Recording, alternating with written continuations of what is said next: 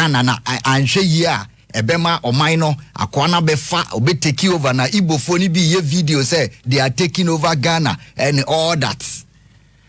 And penyophobia tia ma say Minister of Communication Kra Sam George a comment wo ho. Yes say omakoto asase no pram na eno nti ena Sam George abe comment say pram de obi antimi me take over. Na asemi no dodo na hu ni say ehu pa. Because ocean na Igbo foi Nigeria for ya start here complaining about omo lives that were Ghana but omo hwe no papa no na ho no obetina Ghana na che we celebration omo ye Ghana Igbo King na waye ama osi proposed obi ndi Igbo in Ghana dan ya obesie asene palace no na ebo Ghana fo ni bebre hu se wanhwe ya na papa yi wa ba beje oman no e de asi ne na so omo church krata na de kono omo in their rights because omo ye Ghanaians na sanse mu no amedwen ho ana me say ma yesu yendo so mu kakra ne yenhwe papa no de yenim no wato nsakra reference entrofo bebre oye event bi a ofre asase a wakoto ayese ode be ye Igbo Kingdom wo Ghana ha no na de edikan yenkama Ghana fo nyina nte se Nigeria for no anase Nigerians omo presence wo Ghana no ye nyina yakasa afa ho se edoso omo adoso wo man mu ha se omo ye valid anase genuine residents omo eye valid migrants ana omo nye valid no ye jaye no de ma ye immigration laws yakase kwan amanfo fasura omo mu ha Nigerians and Nigerians particularly any adwumadi omo die enti eno de ye borders no at a point in 1961 na Ghana were 24 border posts amanfo fasura omo enum enti buzi at time no Minister Mokai 1969 abufu say ya na ma GACO Ghana Aliens Compliance Act buzi a passing in 69 ye two Nigeria for bebre mo mu ko mu krum omo so ye bidie Ghana must go enti ene omo was our relationship no by establish say memo obi ye mo nhye no bibia ntumi nsi wo Ghana da na de ma na basa na manfo ka ho asem ne se Ghana for na asem ba obi ade na no tumbia yempe akenkan yempe history yempe ntiase yempe research asem bia ba na obi a kan bi mamen ka se Ghana ye omaya first or one of the first countries ye hu omo ombechechire omayi ye ni omo betena ha first. We are saying said the aborigines omo beje omayi omo betena mu first na ya asase tra obi ani so quiet tu no eye the Guans.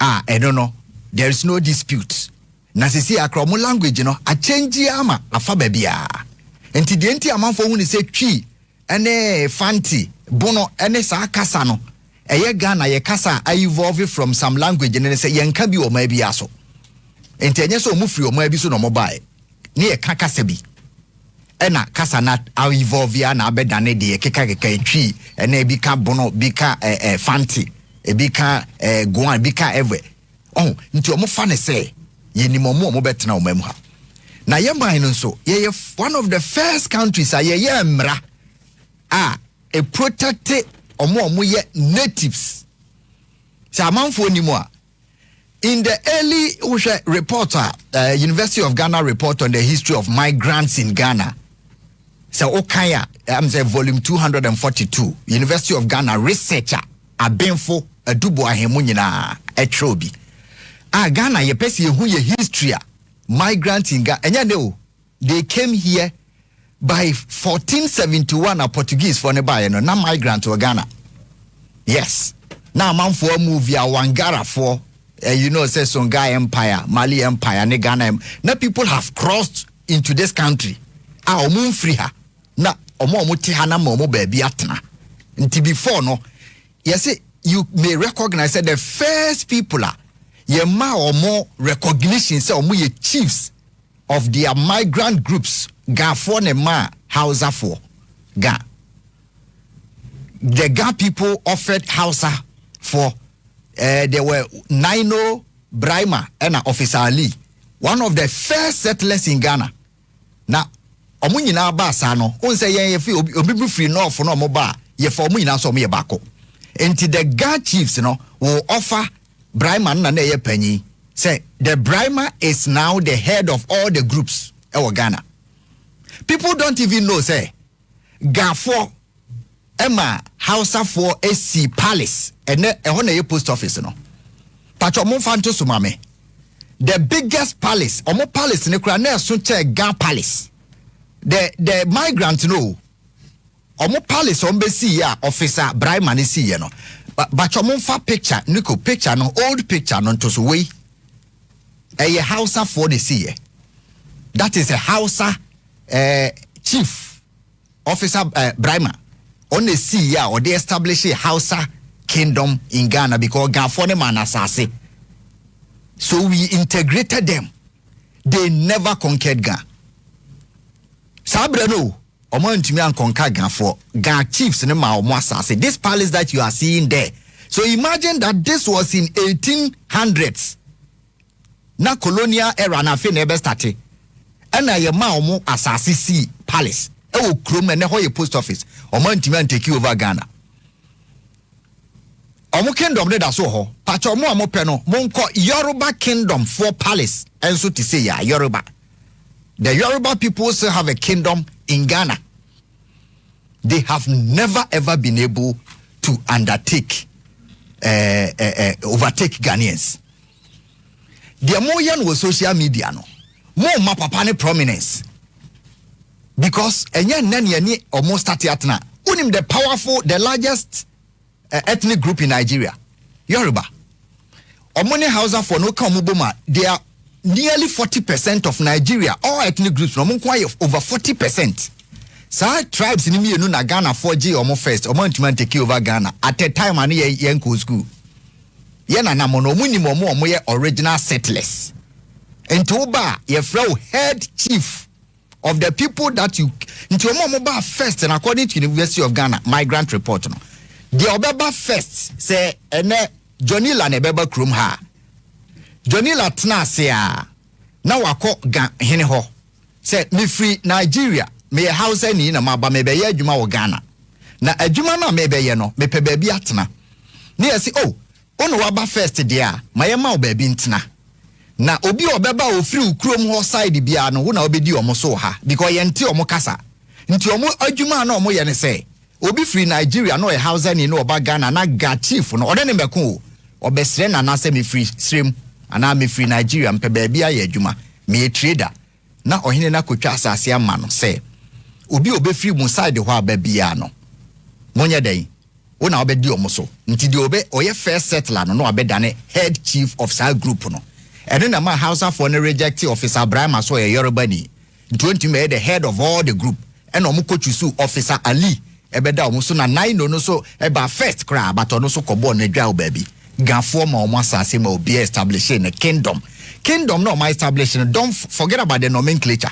Omo krom no mo frɛ omo ho kingdom ba oba krom ha kingdom na da no so ye Igbo King no enye adwuma ha enye adwuma yamana ba bi no abetena ma obia ma papa no prominence bia na nye ne Mr. Palace na obesi ne enso nchen officer Brahma Yoruba Palace na wo ga post office no omo ntumi take over ga na onim de Ghana naturally the country is built to say the natives no adubu ahense e free bibi cannibalism sa oba krom ha na so betena ne omojewa cannibalism the Ghanaian culture will subsume you they will eat you up nti Hausa for ne du baby no ma seira because they marry the Gas and because the Gas are the natives obeka omoka sentina Hausa na ira so cannibalism happened then nti Nigeria for be omoka twi neboa the Ghanaian culture is a culture built to cannibalize obetna ha obeka twi obeka Ghana afi ukasa na ira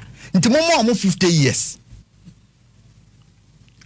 Brahma and na establish Hausa kingdom and Yoruba kingdom of Ghana Igbo King no man 50 years they will vanish in the system because one ye woniema ema obinya recognition wo mamu manfo eyemu hwehwe omo ye wo legislative recognition and ye wo judicial recognition legislative ne emra Ghana ya hyehyɛ ana ye constitutional recognition say obi abetna ha ye ma ne tumi wo ye ken ye constitution enye omontum nti article 276 who is a chief Ghana constitution en ken one di nipa so who is a chief at the tail end no say obi a oye valid from a lineage free omem ha lineage no Igbo omumyi Ghanaian lineage Oria no asadi akose oye validly elected, selected, nominated, installed as a chief or king by the relevant customary laws.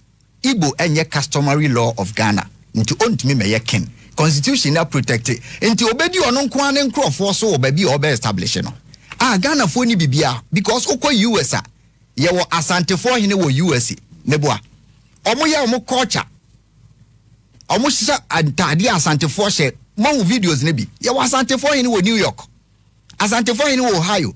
But ultimately take you over America that because America will never give you statutory recognition. Ya ma statutory recognition and I just say ultimately asem. Ghana ni ya dia ultimately na asem. Dabi we Igbo for nkra asem a wodi no di krom kasem. O de kokota ye mfa Igbo mra ne nya adwuma. Eno na emma utumi nti ultimately nye obia. Eno na ama officer Brahma in 1808. Want to establish a Hausa kingdom. Ni ye nim rasa abren ro. Eno na ama Naino, eno na ama officer Ali. Omusi palace was center of Greater Accra, big palace, but they couldn't overtake Ghana because ye mau statutory recognition, ye mau customary recognition, ye mau legislative recognition. Ghana ye Chieftaincy Act, we a fanfare Ghanaians in New York. We are sure say umbeti media asemo America. Or yet the celebration kwa papa no oti officer Brahma na make na we see palace Yoruba palace no na our 18 sub chiefs Ganfo ne man power ono appointing the sub chiefs because obi wu no ye Hausa ni wo krom ha ana o Yoruba ni ya omo ne kosie no Gani bia ntimi kosie ni to obi o ye fatherless ana o ye parentless oni abusua no wu a ne ya fa wo omo ne di asem omo collected taxes from sankrofo no ho de bre amai atemamufo Yama omu rules. Even 1950s there, Kumasi Mosi, around 130,000 Mosi people came to Kumasi. Asante ne mamu baby try 80s, 1880, 1890s. Na Mosi for Maba Ashanti region. Omu doswama. Mosi for nankasa Asante ne mamu baby a friend Mosi Zongo. Zongo na buy ni na migrant for any mamu outskirts of the town. Or outskirts near say friend Zongo. Omuna settlers. Ghana migrant chief be any recognition from your customary pre-colonial days, a basic colonial era.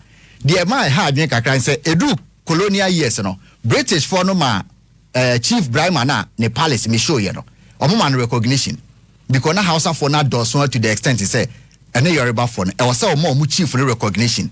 But Ghana mrano amo recognition but British for no epeso mu use omo no nti sa wohwa palace da so yi ne asi ne 1880 na omo ntumi anteki sa wohwa story na mpesa mo kom omo latest king na wo Yoruba king in Ghana Yoruba for no mo don so che Igbo omo don so che Hausa o omo ba Ghana no omo ntumi anteki over any part of the country 1880s one Ghana for about 14 omo ntumi anteki bibia. And to more ma papa no recognition ama na me pesa me can be but as amount for BS send the message emrana ya hyehyɛ ye Chieftaincy Act 1969 ye Chieftaincy Act ba ko ne de ma National House of Chiefs na Ghana enim nyansa na nema bi na ekosesi ama amanfo oman ye ben ya che Chieftaincy Act no section 58 to say the following are the categories we mo na hamfo ayaje omatum aye mo privileges as a chief. The following are the categories. The Asante here, the paramount chiefs, divisional chiefs, sub-divisional chiefs, adikro, and other chiefs recognized by the National House of Chiefs. In 1951, ahemfo no amoya migrant chiefs ni nyina omo ba Ghana eno mo kabo mu se omo koka kira aban no se yemfo omo nka Ghana chiefs ni ho na omo bedoso sa bre ne ye na namo na mra mayo omo si da bi ye na ye be chechire ye mai se mamo recognition na mo basa mo ba bedane ahemfo recognize o Ghana na che se mo benya tumi mutumi di mra nti Hausa chief wo ha o kan asem edu ba bi aje se de akoma Ghanaian chief because Hausa chief no ni power wo Ghana yana na mo ansa na de be hyemrem Madika ma legislative constitutional provision say obi oye migrant chief wo Ghana bia ontumi medi ohene oni power oni privilege bia except for the people that he control and also yanya na ma omo sa tumi no from tete say oba ye ma ne ba bi ntra 1992 Rollins ebedi mampanyi no the migrant chiefs in his address e Kumasi omo koka che ni so mpese no ye de omo ka National House of Chiefs ho na Rollins o kwa akwadwen ho because no omo dos we say politicians omo pe vote nti se onya omo ka ho omo so omo retena ha che omo dane Ghana for omo dane Asante for ye na na mo say National House of Chiefs no eye for omo kum eji omo isi ho the various tribes who are the original settlers omo di kan ba ha nti wo a we migrant settler bia ye maw recognition nti National House of Chiefs no wo hwe the composition of the National House of Chiefs so mbetime dia to so amamia and recognize any chief a wo free baby aba yenim ye ho dada na oye nso a obetena ha 200 years obeira Yoruba for nature 200 years omo na build one of the biggest palaces in West Africa na yen ya hemfo ne palace kura nruo no omo antime take over nkran na enne enti dede na amanfo ye mente ase papa no de oye ne hono te se de Asante for hene every for hene a wo New York oni recognition except for the people that omo tu kwan akotena krom ho no wo hwe omo so onte se odi kro anase la chief even la sub chief kura no ne power nru no based on emra ya hyehe constitution atre act no atre chieftaincy act afi kura 1994 Mosi for ma betena Kumasi nyina o matena ho ache na be se 70 years 80 years ohene ba ko tena so ane efe no Abukari o free mu no e na o mo se o beyi ba ko abedi na de na ye ntokwama nipa nan wuye we se o mo na wedi we medede we o mo se efe no Mosi hene nti case ne ye Inre Mosi hene of Kumasi expert Abukari. That is the case I Supreme Court ni ruling no say na mo Mosi for mo ka hene ohene ewo mukrom kasam omo se dabi ena Supreme Court ne se ohene ni mukrom kasam dia Ghana ena ohene free mukrom ohene na mbokwa kwedi wo ho nti se na aba ana bibi na mo wa ena ye mo dia na mo kasa wo ye Mosi hene wo Kumasi a hwan na ma wutumi se ye hene enti Supreme Court so ruling judicial pronouncement on it say the head of a migrant or settler or alien chief in Ghana, no matter how long they have stayed, is not recognized as a chief. Nti de na Igbo for ne ye no ebi asida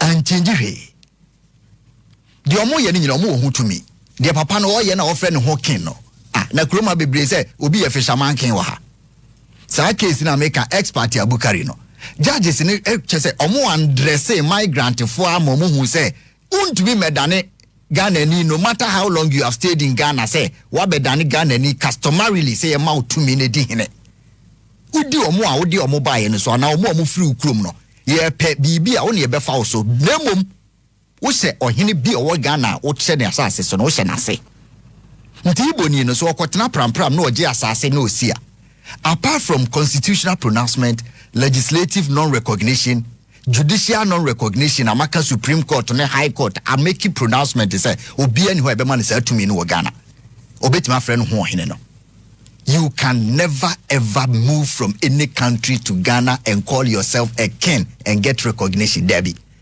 king na wo ye no wo frɛ wo ho kwa nti papa na de na wo ye no mo na mo hu bi da omo ya say Yoruba for omoye the largest ethnic group in Nigeria. Ye ma omo asase in 1880 mo si palace. Omo take over Okrui. Hausa for Officer Ali edi omo ni mo bae. Omo tena krum hasisi palaces ebo sub chiefs. Omo ntime take over Ghana. Sabre na nambre de ho. Enne kra de. Sabre na omo tumi to asase. Eye freehold and I say what tena asase ne so forever. Na ne Ghana ye Lands Act no kra no. Oma ye say, "Oh, you're foreigner now, bahana uto asase a." Untimi nto asase ne mrane mro 50 years. But Ghana ni betimi ato abrosa because Ghana ni di otimi nya asase forever. But we a foreigner, untimi nto asase e bebru 50 years. Emrana nkasa framers no, omo odwen ho we say after 50 years ni ahwe se nkrofo we omo so omo ye Igbo fo aya ma omo asase no. After 50 years omo su ban ye, ai be mo matra enya ohene no otumi so oje na asase no opam omo. Ohu nyansan ye de akekere mra. Enti bibia ni wa ekoso a ebi nsida. Mekasa mebo list of chiefs omaba omuye powerful our Ghana, including one that the British gave recognition, Chief Brahma and a palace Mashona. Foreigners cannot own land outright in Ghana. No. Lands Act. Ubenyani lease for 50 years, which can be renewed as per the 1992 Constitutional Lands Act. IN 2020.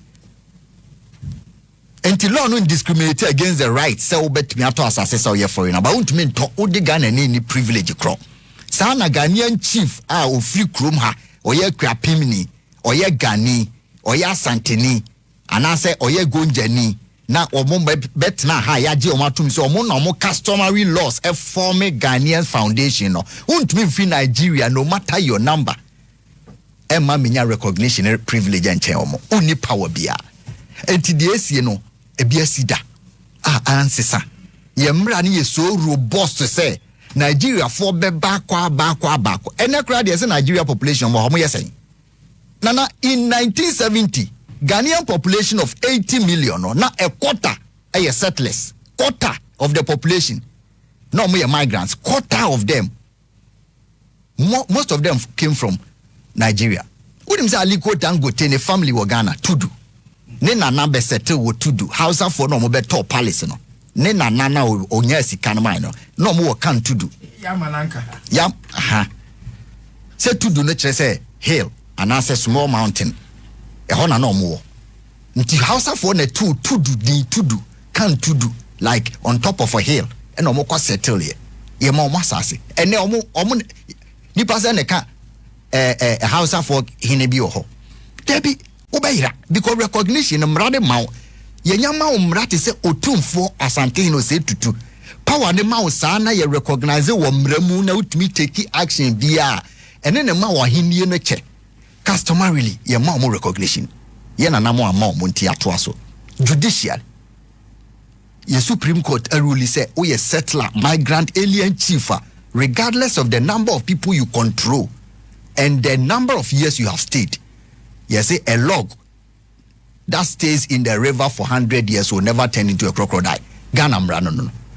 Enti enim ye man no mo mbegisi ho. Omo nka ho. Igbo fo ni ntimi me obeto asase asi kingdom, but kingdom ni bi na matre no anye ye. Oye king over the people now. O lead omo ba ha. Ene yama ne ba bi atena.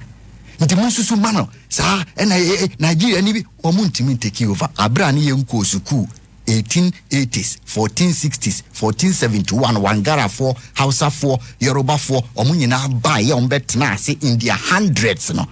Omantimi take over Ghana. Na nye na yasan shemra.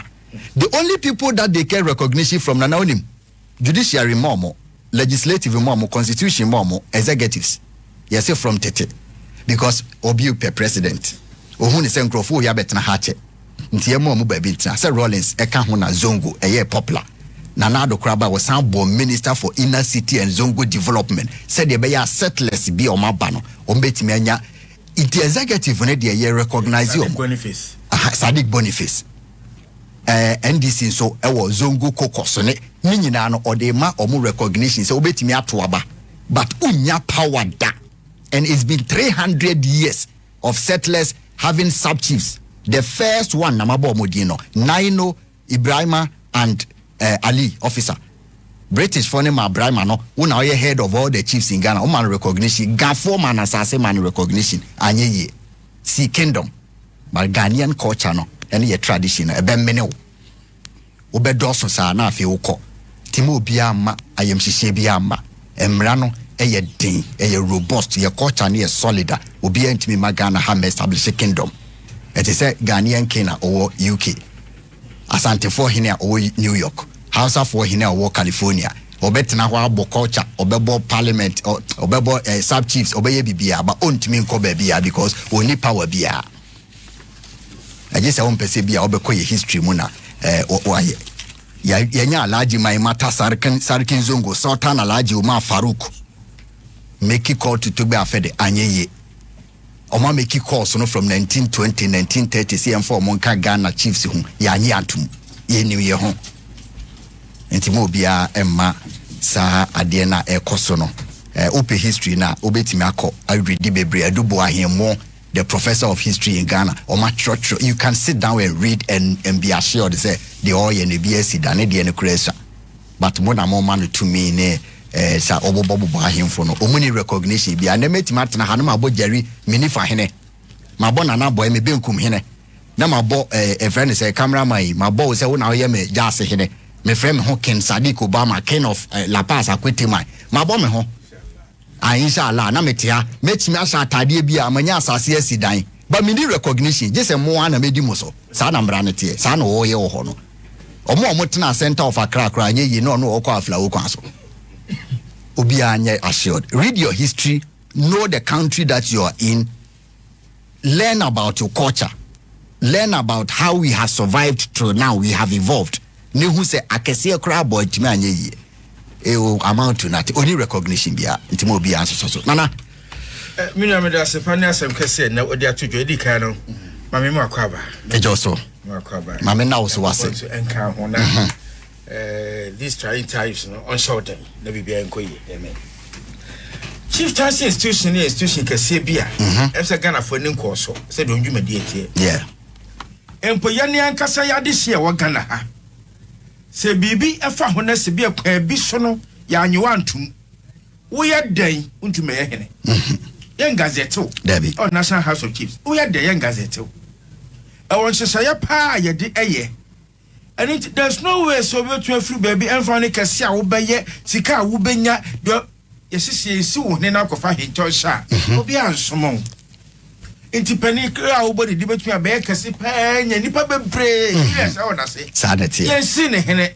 yentumi so nsi ne hene Debbie hene unu se ade hye na esie hwan ne besi no yentumi nsi ma ne nyeyi na de eye me akakra oba wo se ye hwe ho ye ne se yedi ahoho ne chichiku sa ade ba ko asante maye ho ade pa asante ye kingdom those days no ekobra kodi wo nyina no yesi asante nkai enya so nkai papa ayama no on kai wa wo bua no modi ye eni ntuamu wo charge bebre ni abo hene ama wo o ka mo hyezengodie yo anwra fantine town matran hopai yo anwraga matran hopai nyina na eya hemfo bia otumfo ahodo etwamako no aduamo eka wom ho yese nua ye from head chiefs of settler communities or migrant groups tia ma wonko ya nka wo ya mpo no akọ asante nkai sa won free ho ya jo aka ho but there's no way so betuma be asante ne Debbie